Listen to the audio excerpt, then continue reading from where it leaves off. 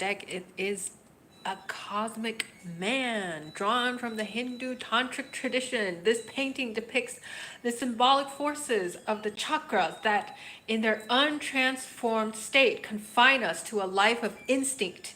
Once awakened, these same potent energies, the lotus of the first, the coiled serpent of the second, and so on, become vehicles for attaining our innermost potential. Learn to make this unseen world seen. In its essence, consciousness has no mind or body. Go beyond your conceptual and intellectual mind. Meditate and dissolve your elementary body to see this spiritual body clearly. Once you truly see, enlightenment can be conceived. Awaken all the chakras and realize you are actually an enlightened being entangled in this realm of Maya, the material world.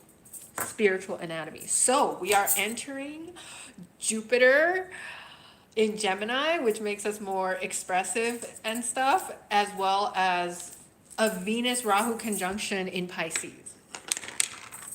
One of my favorite people in India, his name is Dalip. He has Venus in Pisces, and you know, I've also met other people. I met like this other person who has Venus in Pisces, but we don't really know each other that well. But they give this vibe of like Revati, right? The nakshatra name is Revati for these two people. Like truly unconditional love. Even though we don't speak the same language, Dalip and I, he speaks Hindi, as well as Dogri, the language of certain people in South Asia. I can really feel like, yeah. So welcome to another history podcast. Dr. Oidtmann concludes the chapter on how the Golden Urn was introduced to the Tibetan Gelug Church, as he calls it. And he finds it a very worthy subject because he sees how both sides, like the Qing dynasty and then the Gelug monks, are writing their different interpretations of the same collective act. So even they are creating a new ritual and both sides are attending the same time-space continuum, they are thinking in different ways as according to the Tibetan accounts by the Gelug monks, and then the Qing accounts according to the Qing officials, representing the interests of the Manchu court, who all almost got exterminated in 1911. What are the political implications for this ritual after they have actually used it? So one interesting point Dr. Max made, I did not know this, that during the Emperor Daoguang, who is like a descendant of Qianlong, who introduced the Golden Urn, there was a Han Chinese Lama tulku recognized in the interior, Han Di, right? I always thought like that was a no-no, like never, absolutely ever possible. Here's a Guan Yin in Han Di. Here's a Bodhisattva Avalokiteshvara Om Mani Padme Hum. In the Chinese speaking areas, I'm not quite sure where, but yeah, she's female. Okay. And he was not allowed to be a tulku, educated in Tibetan Buddhism, etc., because the Qing Emperor Daoguang didn't want him to be messing with the ethnic boundaries, right? So the Manchu Emperor saw it to his interest to maintain this strict line of like Tibetans who are the monks and who are like powerful and who are shamans, and then Han people who are just, you know, commoners. There's a term in the book, I think it's like Pingmin or something. Min basically means you are not an official. Let me write that down here. Min. So this is part of Ren Min, which is part of RMB. So this is the M in RMB of like the modern era. So we are getting into the modern era now. The Golden Urn and the People's Republic. Ren Min Ren Min is the people. Ren Min, the people. Historians have been quick to point out that despite the anti-feudal and anti-Qing rhetoric that fueled much of the push to overthrow the Qing dynasty in 1911, Chinese politicians were quick to see the utility of maintaining some of the old institutions and strategies that had seemingly bound Tibetan and Mongol Buddhists to the Qing imperial household. Uradin Bulag, he is a professor who is of Mongolian descent, has memorably referred to this strategy as going imperial. He is also engaging with like academics in different languages, so it's very cool to observe as well. It's not like some academics who just speak one language and engage in like just one audience. Okay. Even the Chinese Communist Party at least provisionally embraced this approach, especially in the late 1930s, when having been pushed out of eastern China, its members began to encounter minority peoples in large numbers. Also, there's like a film made in, I'm not quite sure actually, but like during the more culturally open times of the PRC before I was born, of like how they spread communism in East Turkestan. Yeah, it's quite cool. The film's quite interesting to watch. Although the Soviet Union's approach to the nationality question gave the CCP certain ideological leeway to embrace Mongol and Tibetan elites and grant legal status to Buddhist institutions, the CCP's policies were also shaped by the strategies of the Chinese Nationalist Party, which we've mentioned in previous videos on this subject. Here's some fancy noodles.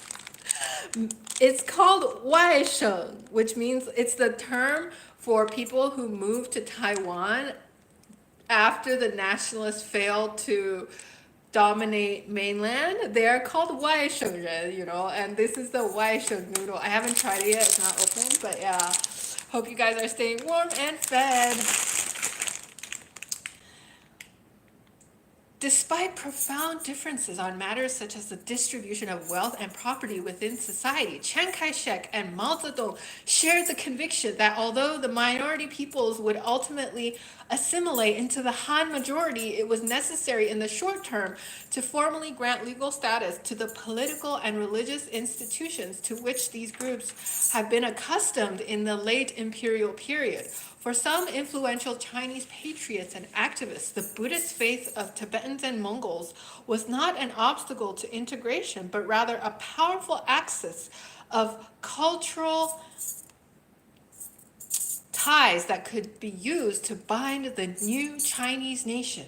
To this end, the Republic of China 1912 to 1949, through agencies such as the Mongol and Tibetan Affairs Committee, Mengzang Weiyuanhui, the successor of the Court of Colonial Affairs, attempted to bring into the fold of the Nationalist Party those incarnate lamas who appear willing to work on behalf of the national government. It continued the Qing policy of granting titles and in some cases actual administrative authority to monks such as Chankya Kutuktu and the Panchen Lama. The ninth Panchen Lama, 1883 to 1936, had proven particularly valuable to the Nationalist Party. Having fallen out with the 13th Dalai Lama, His Holiness, and taken refuge within China proper, he was both a useful symbol of the party's claim to sovereignty in Tibet and a helpful intermediary between the party and Buddhists of all orientations. In 1936, in anticipation of the impending conflict with the Ganden Podran government over who would be able to have the final word on the identity of the future Panchen Lama, the nationalist government issued the law on the method of the reincarnation of lamas. Lama 转世办法. This law closely followed the last Qing period articulation of the law on the Golden Urn in 1907. The only major difference between the 1907 and 1936 statutes, beyond changing the name of various government agents and offices, were that the latter mandated that all incarnate lamas, regardless of title or status, must undergo the ritual, and that no additional monks were allowed to reincarnate and establish new tulku lineages. However, the Nanjing government was unable to enforce the law, and neither the 10th Panchen Lama 1938 to 1989 nor any other tulku was identified using the urn during the remaining years of the Republic of China. After founding the People's Republic of China in 1949, the Communist Party did not move quickly to formalize regulations of reincarnate lamas or the search process, perhaps troubled by the ideological contradictions of appearing to become directly involved in identifying religious figures, and perhaps comforted by the fact that a number of prominent reincarnate lamas were willing to cooperate with the new regime. The PRC appears to have been content to essentially adopt the pre-1949 approach of including incarnate lamas on various consultative bodies and United Front committees. Coincidentally, it was the search for the reincarnation of the fifth Jamyang Shepa from 1949 through 1951 that forced the PRC to grapple with reincarnation for the first time. So this is like a Tibetan Guanyin, this is a Chinese Guanyin, okay. But in this case, despite historical precedent for employing the Golden Urn ritual, 1797-1861, neither provincial officials nor cadres from the National Committee on Minority Affairs or any other national organs insisted on its use. Government officials appear to have kept abreast of the search, but it was conducted entirely according to local design. Subsequent accounts of the final test labeled it the Golden Urn, but their description indicates that it was a traditional Zentuk ritual involving dough balls and a broad platter. Only at the enthronement ceremony in 1952 did government officials appear, the most prominent of whom was Wang Feng, a member of both the Northwest Military Governing Committee and the Nationality Affairs Commission. At this time, the government offered no formal sanction of the monk status other than a banner that read, "Strengthen Minzu unity, struggle for the sake of building our ancestral country." A radical break from the practices of the imperial period and even the republican period, when the government would pass down seals and titles to the monks and possibly offerings to his relatives.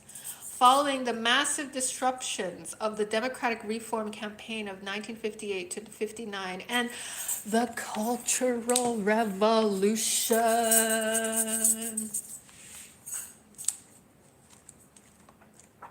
We have some Mongol dress codes here. It's quite cool. Okay. Cultural Revolution.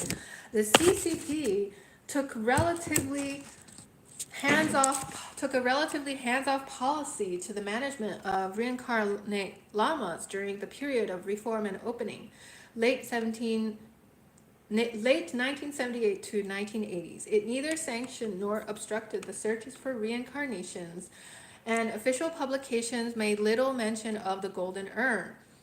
Many tulku had died during the carnage of the 1950s through 1960s, but those who survived returned to their monasteries and in some cases were restored to positions in the various United Front organizations that had belonged to prior to the political upheavals of the late 1950s. In no cases, however, did they return to positions of direct administrative authority over local communities. According to Chen Qing-ying, the government offered very little in the way of funding, but did tolerate the collection of alms from the monks' traditional support communities. We have 2 viewers right now. Wow. The PRC did not feel compelled to resurrect the Golden Urn until the crisis that followed the death of the 10th Panchen Lama in 1989, a turn of events that the Communist Party perceived as the most serious test of its rule in Tibet since the uprising in 1959, when the 14th Dalai Lama, His Holiness Tenzin Gyatso, fled to India and established an exile government in Dharamshala. In the late 1980s, large-scale public protests for independence within Tibet and the growing international prestige of the Dalai Lama, a Nobel laureate after 1989, followed by the dissolution of the Soviet Union, left the CCP with the impression that its control over Tibet was becoming precarious. The death of the widely respected 10th Panchen Lama, who had repeatedly expressed support for the incorporation of Tibet into the People's Republic, further compounded these fears. The party had grown accustomed to a Panchen Lama through whom its claims could be communicated. The government therefore hoped to identify and indoctrinate a new Panchen Lama who would continue to play a similar role. And then he goes on in describing how His Holiness tried to participate in the process. However, on November 11th, the PRC publicly announced that the Golden Urn would be utilized to make the final selection and excluded the child named by His Holiness the Dalai Lama. The actions of both the Dalai Lama and the Chinese government should be considered hardline. The CCP most likely had decided to exclude the Dalai Lama from any role in the process well before he made his announcement. Yet, regardless of whether the Dalai Lama was justified in issuing his decision, he had overtly challenged not only the broader claim of PRC sovereignty in Tibet, but also the CCP's long-standing principle of subordinating all religious organizations to the state. For the same reason that the PRC had not tolerated Vatican appointments of Chinese bishops, it was not about to swallow independent appointments by the Dalai Lama. In the face of such a challenge, it is not surprising that the party acted quickly to impose its own candidates. It also could not afford to grant the Dalai Lama's candidate time to either accrue additional credibility or be spirited away to India. The decision to exclude that candidate, however, meant that the Golden Urn could no longer be understood as anything other than a blunt declaration of Chinese sovereignty. Even the Qianlong Emperor realized the importance of including the names of undesirable children. Without some nod to local preferences and customs, it would be difficult for Tibetan Buddhists to view the urn as a mutually constituted religious technology designed to identify true rebirths. In effect, the ritual had become a lottery once more. In the case of the 11th Panchen Lama, the CCP prioritized the symbolic unity of modern China over the integrity of the identification process. As a result, despite any merits, the winning candidate, Gyaltsen Norbu, may have possessed, his status has been dogged with controversy. Gelug monks display his image and often attempt to avoid meeting with him when he visits Gelug monasteries. The PRC-sanctioned 11th Panchen Lama has consequently spent much of his life in Beijing, confined to a house wedged along the narrow lane that separates the Qing Imperial Palace from the leadership compound of the Chinese Communist Party at Zhongnanhai. One of these bands in this book has a song called Zhongnanhai. It's pretty interesting also. Unable to escape either the vigilance of Chinese current rulers or the long shadow of Qing lawmaking. In the aftermath of the Panchen Lama crisis, the CCP became much more directly involved in overseeing the education and finances of reincarnate lamas, investing in the economic well-being of incarnate monks and considering more carefully the legal regime by which they would be regulated. Internal debates about how the party should handle reincarnation was evidently contentious because it was not until 2007 that the State Bureau of Religious Affairs finally made a law on reincarnation called the Method for Managing the Reincarnation of Living Buddhas of Tibetan Buddhism. 藏传佛教活佛转世管理办法. This new law mandated that all reincarnate lamas who have historically been identified by drawing lots of the Golden Urn must continue to have their reincarnations confirmed by drawing lots from the Golden Urn. The government was therefore amplifying the precedent set in 1995 to cover an additional 40 to 50 prominent incarnation lineages in the Tibetan and Mongol regions. In 2010, the government orchestrated the first use of the Golden Urn ritual since the identification of the 11th Panchen Lama in 1995. On this occasion, officials from the Religious Affairs Bureau of the Tibetan Autonomous Region witnessed local monks conduct the ritual to confirm Jamyam Sherab Palden as the reincarnation of the 5th Deju Tulku.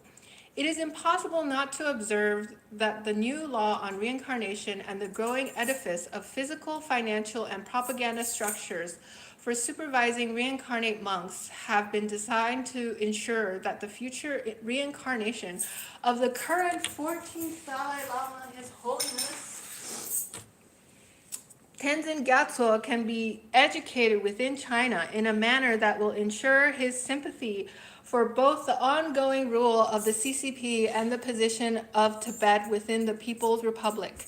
Despite his long exile abroad, the 14th Dalai Lama has become emblematic of Tibetan aspirations to statehood and Buddhist faith in a way that has no historical precedent among Tibetans. Professions of allegiance to or respect for the Dalai Lama are now so ubiquitous that they can even be found among Tibetan communities that have been historically opposed to the Dalai Lama or had few religious or political affiliations with central Tibet. The CCP believes, therefore, that a compliant 15th Dalai Lama would mean the elimination of the animating and unifying nucleus of modern Tibetan nationalism. Thank you so much for listening. Hope you guys have a great week.